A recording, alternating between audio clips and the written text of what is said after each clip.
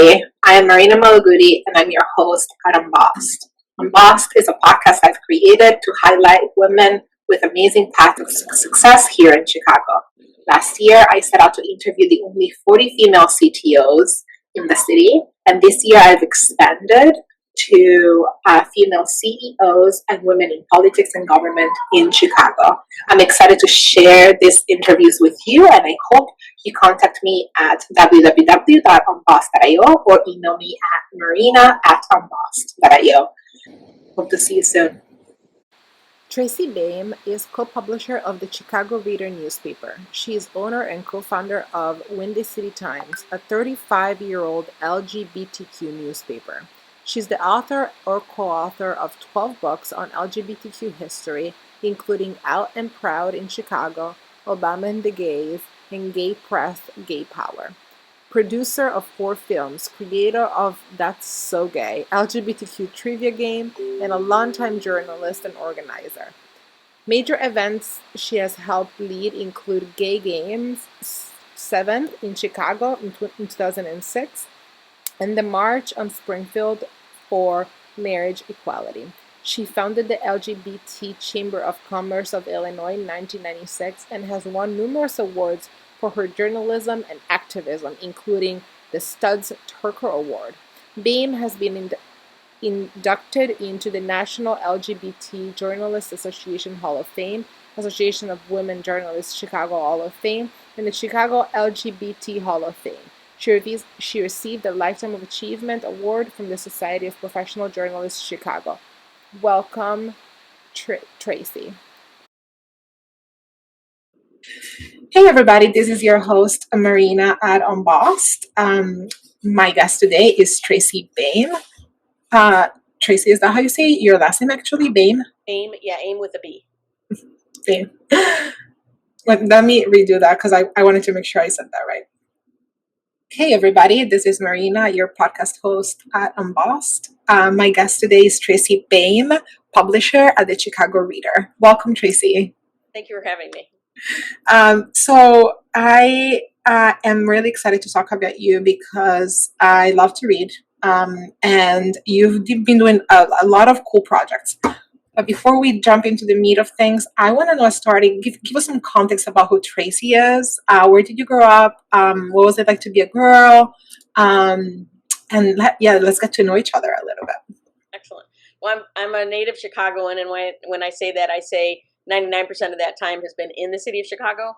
I was born at Edgewater Hospital. My folks lived in Highland Park for the first 5 or 6 years of my life. When they got divorced, my mother moved back into Chicago. So most of my life I've been in Chicago, and then I went away to college and came back. I can't think of a more perfect name for a podcast for me than Unbossed, because my entire life I have felt unbossed, partly intentionally on my part, but also because I didn't quite fit into the norms of the profession I was in early on. Yeah. So I knew I had to be my own boss because nobody would hire an openly queer journalist in the mainstream media. And the time I was coming out of college in 1984. And I also had done my own family newsletter starting at age 10. I created a grammar school newsletter at Walter Disney Grammar School. So my whole life has pretty much been unbossed, and I'm not the best boss, but I'm really good at being unbossed. That's amazing. I'm glad you identify with the title.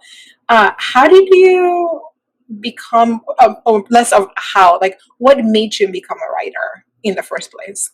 You know, I don't know whether it was genetics, epigenetics, nature, nurture. Like, I don't know what it was, because I have a sibling. I have 2 siblings, a brother and a sister. My brother is a writer only in the context of his profession, which is psychodrama. And my sister's a bookkeeper and event planner and such. My stepfather was a journalist at the Chicago Tribune for 29 years, moving up to nutrition editor. And my mother was a journalist her whole life until she passed away. So I had it in my environment and in my genes. And starting at age really 8 or 9, I was extremely aware of the media.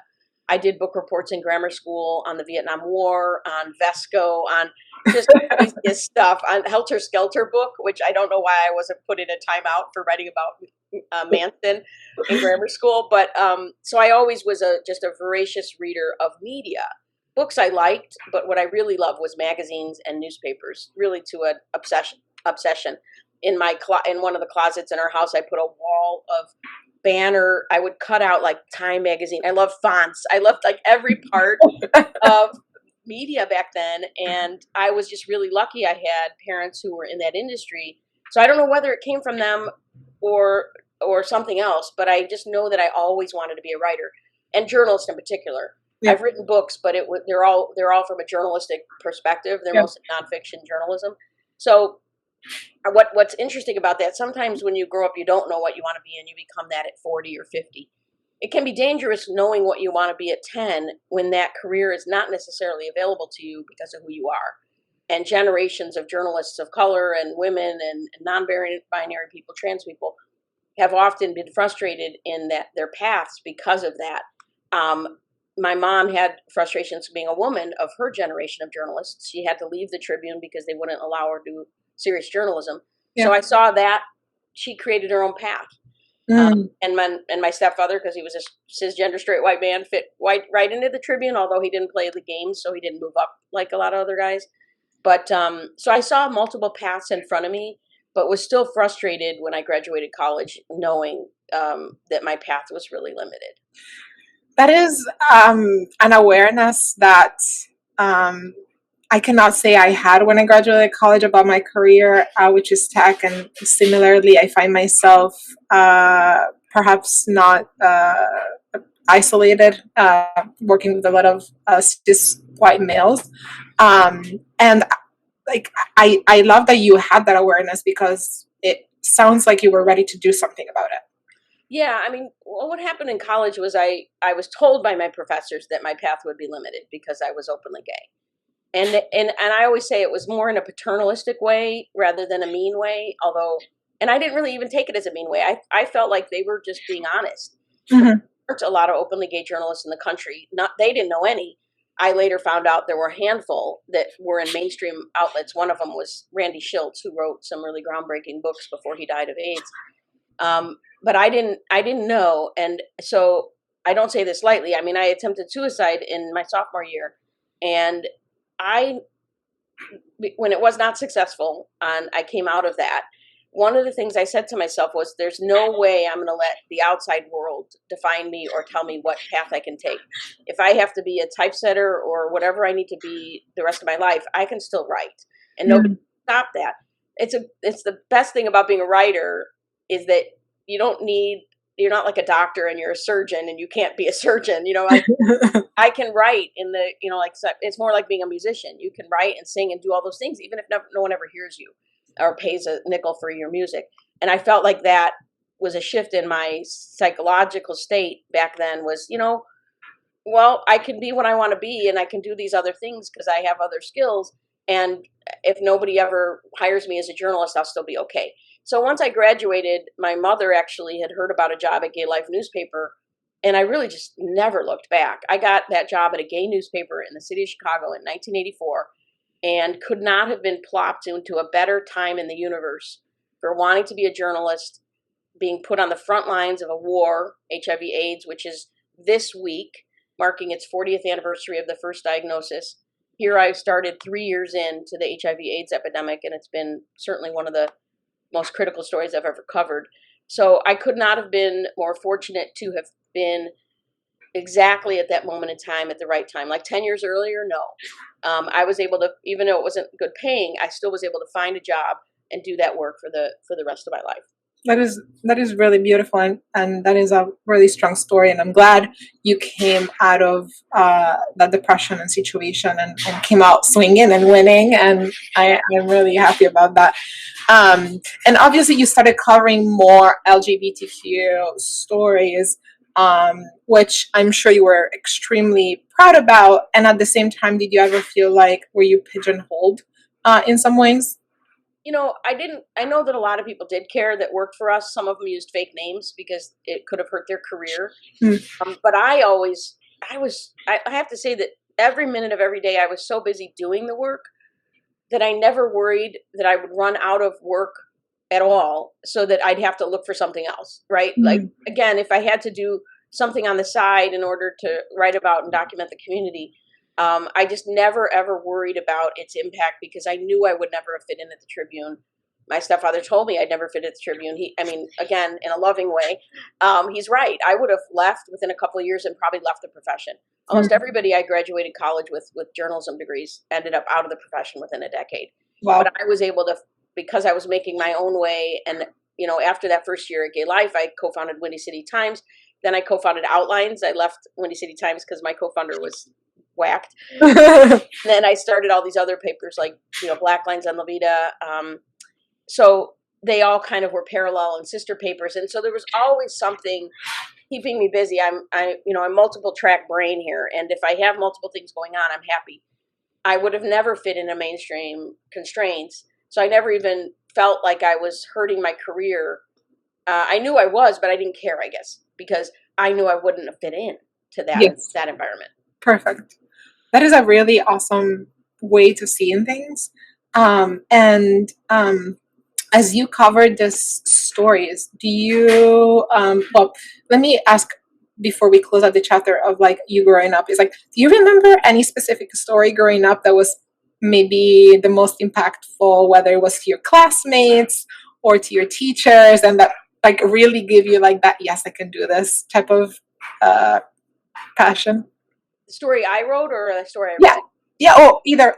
I guess either or. Yeah. I have to say that Ms. Magazine was a big inspiration to me as a kid. Okay. Knowing that there could possibly be like a world of feminist journalism was really important. I didn't know about the gay press then. It did exist when I was growing up. I just didn't know it was there. But I knew about Ms. Magazine, and I read that as a young woman in my teens.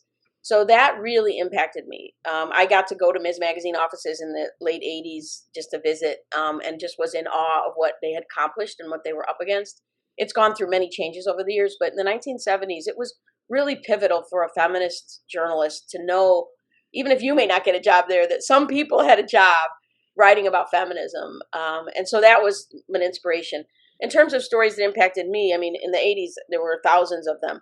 But the March on Washington for lesbian and gay rights in 1987, which was the second March on Washington for gay rights, but huge, like 1 million people were there. And there were so many different parallel stories going on. And my whole team from Outlines newspaper was there. And it was an unbelievable, inspiring event to cover, be part of, and then come back to Chicago and see how it had its ripple effects throughout communities in this region, but also across the country. People came home inspired and created organizations. This was, the front line was people living with HIV/AIDS, and a lot of celebrities were, like Whoopi Goldberg was pushing a friend of hers who was very ill with AIDS. This march and all of the tangential events of it were an unbelievable moment in time to have been able to cover. There were arrests at the Supreme Court after their decision on sodomy laws. At that point, they were keeping them legal. So it was really a moment that if anybody needed energy to keep them going, that march kind of injected it into your veins. Beautiful. Amazing.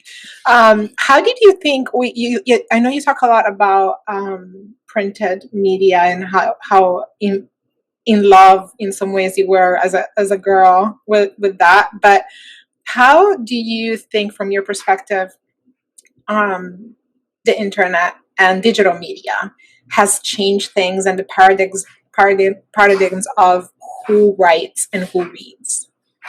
Yeah, this is an incredible Gutenberg level shift that we have seen in the last 30 years, really starting in the mid 1990s, but especially this century, in how media is produced and consumed.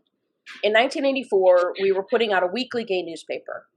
20 years prior to that, it might not have been possible, because what happened was really starting in the 1950s, 60s, as computers started to be more available and more accessible financially. People were able to start using the tools to create their own media. So there was a surge in media in the 1960s and 70s, print media, and radio broadcasting and sub-channel broadcasting and all that kind of stuff happening. But primarily in the print media space, there were all these alternative papers, gay papers, black press. All these were starting to thrive in the 60s and 70s because the tools became cheaper to produce your own outlets. So that shift was really critical, and a lot of gay press was done on the training grounds of alt media and other places. And then really starting in the mid-90s, the internet comes along, And we went online. We were actually one of the first papers in the country to go online fully because we were free anyway. We were free in print. So we're Which one? The Windy City Times? Times and well, really Outlines newspaper. Okay, Outlines. Okay. And we weren't afraid of it all. People were like, "You're afraid of we give it away free anyway." So I think the free press actually was less intimidated by the internet because I was excited because we were always never having enough room for everything we wanted to print. So the internet allowed us to put more on it. But by the early 2000s, when the technology became even better, especially for photos and video and audio, again, we felt like free. We felt like, oh my God, we have more stuff we can do online. And a lot of other companies were much slower to adapt. And of course, that's why Craigslist and other things cannibalized the classifieds industry and hurt mainstream media. The bigger they are, the harder they fall. And the community media, I think, was adapting more quickly. I love the there's no net neutrality, so to speak, but there is this neutral platform where anybody can access it, right? As long as you can get to a library and you can create a Substack column, you can create a website, you can do whatever you want. I think we still need curated media because there is too much noise. There's millions and millions of stories that are produced every day, much of it not fact-based. And so we still need editors. We still need journalists as part of that ecosystem. But we also do need the storytellers and the podcasters and everybody else that's producing content. I'm very much still an evangelist for community and ethnic media because we tell the stories from we don't start at zero in terms of knowledge of our communities. We have our biases. Everybody does. Every single journalist has a bias. They need to own that and work to fight against that when it matters. But we have a chance with this technology to be on a level playing field with massive multi-billion-dollar media. We can scoop them. We can do better stories. We can do stories that feed up to them. So I do think that this playing field is not quite level, but it's more level. What's destroying it is the Google and Facebook monopolies on digital advertising. Because as you move to an online environment, somebody anywhere in the world can take over that technology and hurt a local entity in Chicago or anywhere. So we have to do better at forcing government and corporate America to do a more equitable job in terms of supporting and advertising through authentic community media. It's better for business. It's harder to do, but it is the right thing to do. And a lot of the work I feel like I'm doing now with the Chicago Independent Media Alliance and other things is to show that is good for business. And we want to meet you halfway to make it easier to do that. Beautiful. Thank you. And I don't know if you know this, but I actually do work for Instagram on the ads team. So I'm here to hear you actually. Well, because here's the thing. When Maytag exists in a environment where their competitors can do the exact same thing with a push of a button. And so I'm going to reach, 20 to 40-year-old Black people that are looking for washing machines. What makes you stand out is when you partner with authentic community and ethnic media, so that you partner with Black-owned media if you're trying to reach those people. You get a more authentic and a loyal base. And that's what I learned from the gay community. Yeah, anybody can advertise vodka. But if you're a brand that also sponsors events and puts ads in gay media and all these other things that you do, you are going to build a brand loyalty that can last decades. I know brand like Absolute is a perfect example of a vodka that early on got the importance of the gay community and the gay market, and they did it deep. They advertised in gay media. They sponsored gay events, not just Gay Pride, but other events throughout the year. They had a huge engagement effort that was authentic and through the community. They hired gay agencies to do it, and gay agencies that were from the community, not just exploiting the community. There's a right way to do this, and certainly stumbles along the way, but brands that do it through that kind of authenticity, not just the social media influencer of the day, but rather someone who has deep roots in their communities, find that the loyalty is there. It is a lot harder. We are worse than feral cats.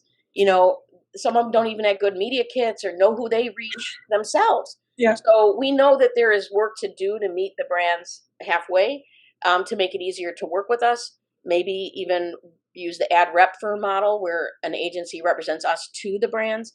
That works in some, places. That has been a better way to do it. But we definitely know that there needs to be pressure put on because it is just easier to push a button. and say, I'm reaching this type of audience. And it just doesn't last because your competition could do that too. Absolutely. I like how you've built many newspapers or media outlets and really engaged the community. You're sharing a little bit. I think what you're sharing is about how to create a brand that stands out, but is also has positive impact in the community. What other things do you do as you build these media outlets in order to make this brand, like you were talking about, saying it's authentic, it's community based, and it partners with the community instead of taking advantage of it? Well, from the media side of that, so the Chicago Reader has its own baggage and history, right? It was always a predominantly white run, owned outlet. We inherited a staff that was all but one person was white. So the media outlet itself needed to do a lot of work internally, and I would say that media in general is a reflection of the racism and sexism of society, and the Reader was no different than that. So we have built now an organization that is co-led by women. So my co-publisher, Karen Hawkins, we are both queer women. She is African-American, I'm white. We have about 30% of our staff now is people of color. About 30% is also LGBTQ identified. And we're just trying to build a diverse staff. We're trying to diversify our vendor base so that the vendors we use are diverse. We also we diversified our distribution. We expanded our distribution into more areas of the city of Chicago. We have nearly 1,200 locations. And we diversified our freelancer base and are continuing to do so that the freelancers writing about criminal justice reform include people who are from communities who are disproportionately policed, right? So you can't parachute in, which is what the media, mainstream media especially, is known for. Parachuting into a story, you don't get as good a story. And you rely on actually the local media on the ground, which I have been called so many times by mainstream journalists over the years to find gay people to talk to. It's so frustrating. But that's what happens when you parachute in. You don't have your own quote unquote Rolodex of people to contact. So you contact the media that does that work. It's a weird circle that happens. And we have to break out of that. And it's not easy. But so then when brands work with communities, the same thing should hold true. It's like, well, what are your vendors? Who do you use? Who do you spend money in? Are they community and ethnic media, and are they owned by the community? So Univision is not owned. It's owned by corporate overlords. It's not owned by community. So are there Latino media like La Raza or Cicero Independiente that are more authentic and community based? So working with, it's not just about who they reach, it is who controls them. That is also important to look at. I don't mean don't go to iHeart radio stations that aren't African American focused. That makes sense. But don't leave out African American owned media outlets in the meantime. Or you can put ads on Bravo TV to reach the gays, but can you also put them in gay media because you're going to build a different sense of loyalty? Totally. I like all of those steps. There's so much awareness into community building that you have. Did that come from like the years of really trying to build something? Yeah, I mean, I'm from Chicago, so that has helped me a lot. I feel like Chicago is it is my backyard, right? My partner has been with me 27 years in part because I know all the alleys and the shortcuts, and I know how to get from one place to another. And what happened when I took over at the Reader 2.5 years ago is that I knew what I wanted to do in community media, but Windy City Times was a smaller platform. So as soon as I took over at the Reader, I'm like, okay, this is my shot. This is my shot to get meetings with funders, to get meetings with corporations, and to try to bring community and ethnic media together. Nice. So within 6 months of taking over at the Reader, even though it's been a very heavy lift, I knew that we also had an opportunity, and we formed the Chicago Independent Media Alliance, hired Yasmin Dominguez, a terrific young journalist, to coordinate it, and just go for it. And we couldn't have started it at a better time because, of course, 8 or 9 months later, COVID hit. And we did an emergency fundraiser that infused $160,000 into 43 of our members. I mean, we had just like a perfect ramp of timing. To sustain it, we need more. Obviously, we need more support. We need especially foundation and corporate support to get it fully staffed and working and helping our members. But I think my sense of community is that my very first newspaper was for my family. And then it expanded to my neighbors, and I think its peak circulation was around 150, right? So, but it was covering, if I were to look back at it, it covered tearing down buildings in the neighborhood I was in, so gentrification. I was literally writing about updates on the Vietnam War. I was also writing about when my dog died or my cat had kittens. It was local news at the most local level you could possibly have, but it also understood the sense of the world it was in. And that's what I think community media does best. If you're in Flint, Michigan, and you're a journalist, you're covering the water crisis. Yeah. Then Rachel Maddow at MSNBC picks that up and amplifies it. Well, she needs those local journalists. John Oliver needs those local journalists. Trevor Noah needs those local journalists to start the story there and push it up the hill to MSNBC or Comedy Central, right? And I've always felt that way. And I know that there are stories that aren't percolating up. And our goal is to try to give resources to these media outlets so that they can further amplify the work they do. Yeah. And we also partner with some of them to put their stories in the Reader, which has 56,000 copies, and a larger electronic footprint than some of these smaller outlets, so that they also get amplified that way too. Nice, beautiful. I know there are. We wanted to talk about a little bit about how media. You said there's story that is not being amplified, right? And media is definitely like brutal on women and marginalized community. Can you talk a little bit about the things that are not being said and perhaps should be more in the news, and then how do we continue to shed light into these stories, perhaps? Yeah, I mean, here's what I learned in the 1980s covering HIV/AIDS and the gay community in Chicago, when there was a hugely vibrant mainstream media ecosystem here, much larger than today. They would once in a while cover gay issues, and this is like early to mid 80s, but almost always through a filtered lens of either stereotyping or the other. They were othering. And the stereotypes sometimes were horrible, like all gays are pedophiles, or gays are deserving of HIV/AIDS, whereas hemophiliacs are innocent victims. I mean, the words innocent victims were used a lot. And when you look at how COVID has been covered now, today, flash forward, you see a lot of that, like judgment of who's getting COVID. Well, overweight people or people who smoke or people who this or people who that. Instead of looking at the underlying social implications of lack of adequate health care. Community media knows that and gets that and looks and connects systems at the ground level. So, okay, there's not a hospital within 10 miles. There's not healthy food within 10 miles.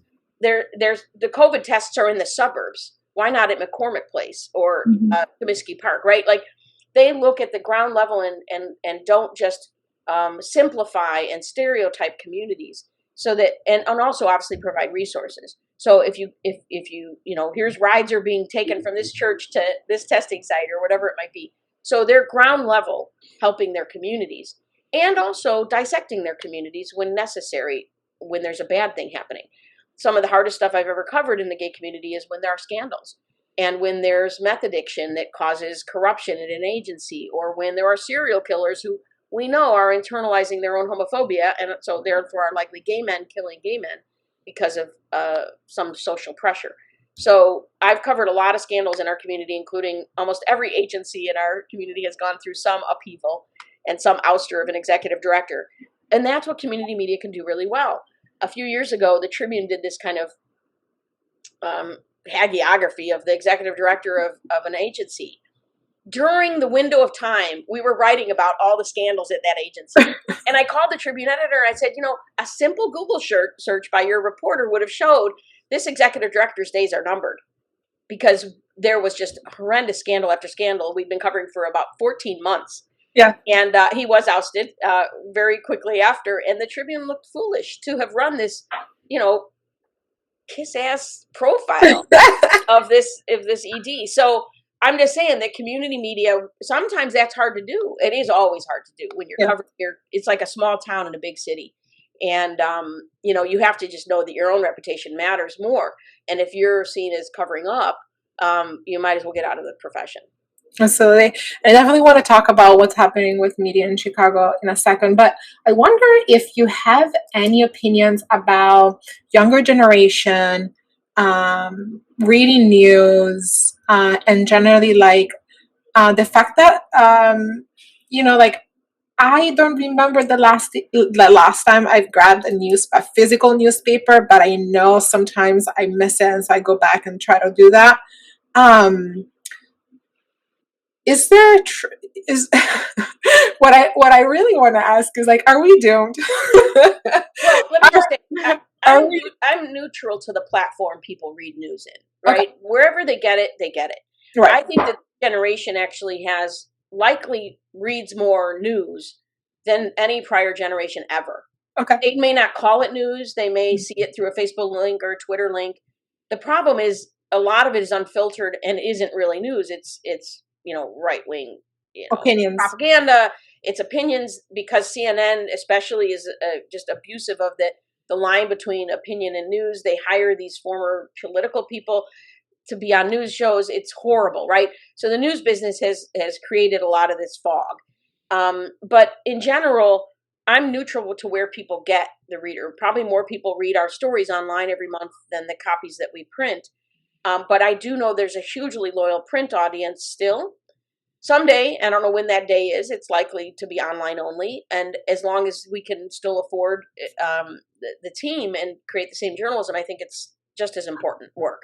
I think what print does is provide a space for people who are not as electronically connected, electronically savvy, or they're burned out on electronic. I do think when you read or see an ad or read an article in physical form, you probably remember that better, because of the noise online and ads and distractions, and on your phone especially. I don't think things stick as well in general. So I do think we need we still have albums, right? We have vinyl albums, and we have a way you can get something on Pandora. So I think that there'll be a range of ways that people read and absorb the news. But it is shifting, and nobody in this industry can tell you where it's going. I do have to say, I know that there's this loyal print following. I know that we will be print as long as it makes sense financially. When I can say one day that I'm not in the dead tree business, I would be a happy person. We cannot survive right now in that total shift, so it's not going to be in the near future. But we are free, right? So wherever people get us, we're happy that they receive us. And we do need to figure out new models to fund that journalism, which is why the Reader is turning into a nonprofit. We have our 501c3 status. We'll be fully nonprofit by the end of the year. We want to have a wide range of revenue streams. We're certainly still going to have advertising and digital advertising and branded content. And we're also going to we have events. Our first in-person event back is coming in end of July. And we'll have donors and foundations and corporate money. We want to make sure we don't have any single point failure in the revenue side. That's amazing. And it also sounds like a lot of work to, like it's like you said, it's not as convenient as click of a button, push an ad. And so I applaud you for that work. Tell us about the current fundraising you're doing, so that people know where to find it and then can support the Reader and other news outlet or new media outlets in Chicago. Sure. So the Reader's Chicago Independent Media Alliance project through June 11th has a website called SaveChicagoMedia.org. It actually is up year-round now, but this campaign ends June 11th, where we have matching dollars from foundations. So if anybody gives to an individual outlet, that money is matched 100%. And then if they also have a button they can push, and if they give $100, it'll get split evenly among everybody, or $10 or whatever they want. So we're at about $21,000 right now. Our goal is to try to get to at least 40 or 50, and then most of that will get matched. Another thing that I'm part of is Windy City Times put together a book of covers. We've got hundreds and hundreds of images of covers of Windy City Times, outlines, black lines on Levita, night lines. And if people go to windycitytimes.com under the donate button, they can buy the book only through June, because we're only printing as many as we get ordered, and then it's done. We're not going to hold on to a lot of inventory. So that was a really fun project, because, it has covers going back to 1985, and each cover feels like a moment in history of what was going on that time period in Chicago. So I love looking at it, because it reminds me of all the stories, the good and the bad of what was happening that year. Nice. Beautiful. Thank you so much for that. Let's see. Let's go into a little bit of your role as a woman in leadership. And you talked about it. We touched base a little bit about it when we started talking about your career and how you were not, I guess, welcome into traditional media outlets. Once you started building your own outlet, are there a few lessons that you can recall or think about as a woman in leadership that you had to learn? And yeah, let's start there and see where it goes. Yeah, I mean, I made a ton of mistakes. First one was when I went to Windy City Times to start Outlines, I did not immediately claim the title of publisher, which I was, right? And there was nobody else's name above mine on the masthead. I mean, it was my baby, but I had this hesitancy about claiming that title. Oh, wow. And so claiming the title, I think, is one lesson. I certainly never got paid well, but I was the boss, so that was my own fault. And I also took on debt, personal debt, for the work that I love, which I have finally paid off decades later this year because I sold my house. So I basically sold my house and paid off the debt that I did to do what I love. I don't regret it, but I don't advise it, right? It's already bad enough when you don't get paid a lot, but also to then go in debt significantly for these things, it's hard. I never had any mentor in the business side of what I do. I had journalism mentors, and my parents were both in that profession, but I really had to learn the business side on the job, and I would say I'm still learning 37 years later a lot of the business side. And then the thing I think I'm weakest at is people management, right? Like, I just want to do the work, and I can do that in 80 hours a week. And I don't really look at the clock in terms of, I'm at 40 hours, I gotta go. And I ran Windy City Times and Outlines. We all just did the work, right? I wasn't used to that kind of check in the clock thing. And when I took over the Reader, which is a much larger entity with 30 or so staff, it was a big adjustment to see how many different types of people work in organizations. And, my people management skills just never really had to be that challenged or tested. When you're in this kind of community space, you're feeling all in it together. There's just a different sense when it's more like a business. And the Reader, it's kind of a mix of that. So I was brought in as publisher, but last year I asked and prodded and urged Karen Hawkins to come on up as co-publisher. And I think that has created a much better model, a shared leadership model, because she has her strengths in terms of, the human side of it. And I'm more of the, business focus and external side of it, and feel that pressure in terms of saving it on the financial stuff more so. So we complement each other well. So I think learning how to share leadership, even though I've always had my name at the top and been the leader, I've always felt like it was just a team. And I think the most skills I learned in my whole life was playing team sports. And Title IX was one of the most important legislative things in my whole life. Title IX came around right when I was around 8 or 9 years old. So I was able to go into Little League. I passed as a boy and played in Little League. And then I played team sports until I was 40 years old. Soccer, softball, every one of those experiences leads you to feel like you're on a team and you're not leading that team. And so I always treated things I was doing that way. So I forget that I'm the boss. So I forget that when I email somebody, there's a different power given to that than if it's their colleague. And I'm still learning that. Like if I say something, it's the word of the goddess, right? And I don't see it that way. I send it like, that doesn't sound like a good idea. When the boss says that, that's much heavier weighted than if your colleague says it or someone under you says it. Yeah. And so I'm still learning that, because at Windy City Times, we all just called each other out on whatever. Like we all felt like we were equal. I was the lowest paid employee. I worked the longest hours, whatever it was. I had to go buy toilet paper and paper towels at the store. I would do it, or deliver the paper, right? We were all in the boat. Yeah. Equals rowing. At the Reader, I'm not saying we're all not in the same boat, but I'm seen in this leadership role. And a lot of these people haven't worked with me very long. So I'm learning that I've got to remember who I am to them. Yeah. And I'm not just on an equal playing field with them in some people's minds. other people's minds, sure. But so I'm learning a whole lot just in the last couple of years. And it's things that I, long term, I'm almost 60. Yeah. I don't know how much you could change at this age, but I'm trying to learn. What advice would you give your younger self based on this lesson, if there's one that you had to pick? Well, like I said, I mean, while I would do things a lot differently, I don't have any regrets in terms of what I did, meaning I did what I had to do in the moment. I think maybe build a thicker skin sooner. Mm. But I do have to say, if social media had existed in the 80s, I would never have stayed as a journalist.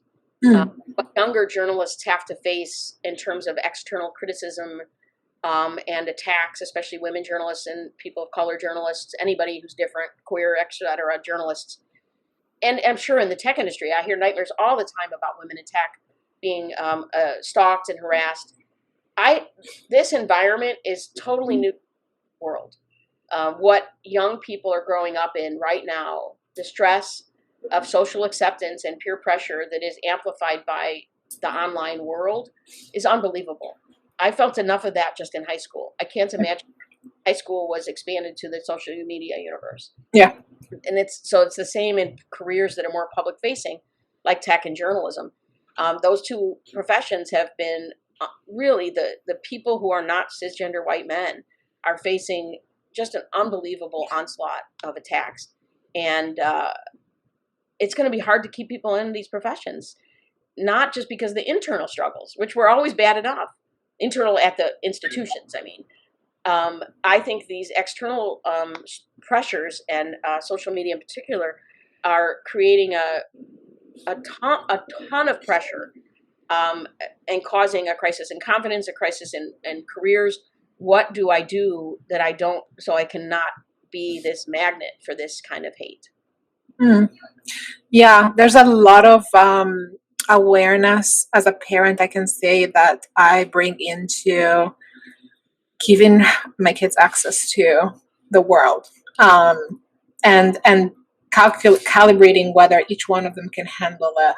Yeah. Based on their, state and responsibility level and awareness and confidence and all that good stuff. So I completely understand. Yeah, I'm 58 years old, and I'm paying attention to likes on social media of people I don't even know. Like, I can't even imagine if I was 14 or 10 or whatever. I mean, really, we're changing people's brains. Our animal brains are being distorted. The epigenetics are going out the roof in terms of changing who we are in our DNA and RNA. We're going to be different creatures in a few decades. That is going to be exciting to see, I guess, or hear. We may go completely on digital, like analog. So we'll see. All right, let me see if. What do you do for fun beyond playing sports? And I know you spend a lot of time writing. Is there anything else that you do for fun? I really miss team sports. Like, Okay. I stopped at 40 because I was worried about, I played soccer goalie. But I played soccer goalie indoors for indoor soccer and softball. And I was very much worried about, my mom had rheumatoid arthritis really bad near the end of her life. And I was like, I don't want to keep damaging my hands because of writing. So I missed that a lot. And COVID has caused me, because I used to be, 3-4 events a day. I mean, I was out all the time, and COVID just shut that all down. And my partner's been gone a year and a half in Ohio with her mom, so she hasn't been home since January of 2020. So normally we might, hang out with friends and things like that. But my sister and I live together with our dad. So my sister and I have really taken to walking, and of all things, I haven't picked up a tennis racket in 40 years. She and we moved to Portage Park, and we went and played tennis this weekend over Portage Park, and we're like, that was really cool. Nice. So I think we're gonna get back to doing at least that. But I do miss the camaraderie of team sports, the athletic part of team sports. I don't miss the injuries and the ramifications on my body. But so I do think that I'm really lucky that the thing that I love to do is what some people do as a hobby. Nice. Or as a side gig. So I never feel like the work I'm doing is real work. I feel like I'm lucky as a person in the world to still be doing journalism, to be writing books on my own, out of my own control. unbossed, right? Yes. So, but unbossed. Amazing. All right, let's keep you going with the last few outro questions, and then we are almost at time, so I'm gonna let you go here soon. But what is a book you've gifted the most, or that you recommend, or something that you've read recently that you can share with us? Well, I led a book group last week on The Great Believers by Rebecca Mackay. She used a lot of Windy City Times research and interviewed myself and others about the 1980s gay community for that book. So The Great Believers, I definitely recommend. Nice. And I also recommend a nonfiction book, The Immortal Life of Henrietta Lacks by Rebecca Skloot. It is one of my favorite books of all time because it is a true journalism like hero story, right? She pursued this book on her own dime for years, had bad publisher experiences, did all this stuff, and she got that book out into the world. It was converted into a book movie by Oprah. And not only that, but as a journalist, she also understood her responsibility to the people she was telling stories about. And the money from that book has gone to help educate the next generations of the Lacks family. It is one of the most profound stories in a book and about a book, and in the journalism space that I'm in that I've ever seen. It's my favorite book to talk about and proselytize about, and as an example to how journalists can get things right. Oh, beautiful. I haven't read it, but I will read it and definitely email you about it because I'm excited. Yeah. You make it sound really good. What is a book you have? Well, you've written books, but what is your next book that you would write? I had written, one of my most recent books was on Barbara Giddings, and I worked on it with her widow, Kay LaHusin. Kay had a stroke during the working of the book 5 years ago, but yet we were able to get it out. And Kay just passed away last week. And it was the honor of my life to do that book and to do some of the other biographies I've done. I have a lot of books in my mind that I want to do. At some point, I want to do a story about my trajectory, but also how it paralleled my mother's trajectory from the prior generation. Like how the work she did in the pioneering journalists before her led to the work that I was able to do. I don't know what it is yet. So I'm not sure how to even start it, but I think the columns that I'm doing on Substack right now are part of that process of getting stories out. And then the Windy City Times book of covers is just out next week. So that was a real labor of love as well to do. That's beautiful. Tell us where the audience can find you. You just mentioned the Substack column. Tell us about it. And if they need to get in touch with you, how would you like to be reached? So I'm on Twitter at Tracy Baim WCMG. I'm on LinkedIn, Baim. There's only one other Tracy Baim I've ever found, so you should be able to find me. She's not in Chicago. I'm on Facebook, although I'm at that darn friends limit almost. And also on Substack, it's under Windy City Times. I'm reachable pretty much through a lot of channels, but messaging through social media is probably the best way. Great, Tracy. Thank you so much for coming on the podcast. And thank you for the hard work and the thoughtful work that you put into journalism in the community in Chicago. Thank you, Marina. I'd love to continue the dialogue since you're Chicagoan and at Instagram. We could do a lot of fun stuff together. So let's keep it going. Let's do it. I'll contact you soon. Okay. Thanks a lot. Bye. Bye.